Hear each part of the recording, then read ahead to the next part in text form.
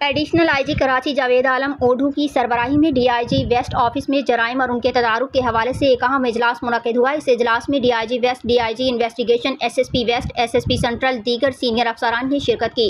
اجلاس میں additional I G Karachi نے پولیس افسران سے جرائم سے متعلق صورتحال اور ان کی روک تھام کے حوالے سے تفصیلی معلومات حاصل کیں اور ایک جامع حکمت عملی ترتیب دینے کی ہدایات جاری کیں۔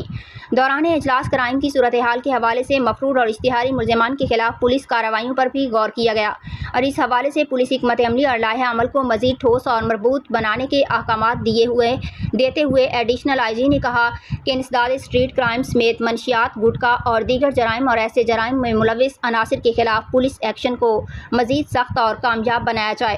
رین ایمرجنسی کی صورت میں پولیس کو الرٹ رہنے کے احکامات جاری کیے، پولیس اسٹیبلشمنٹ کی سیکیورٹی کو یقینی بنانے اور کامبنگ آپریشن کی ہدایات جاری کیں۔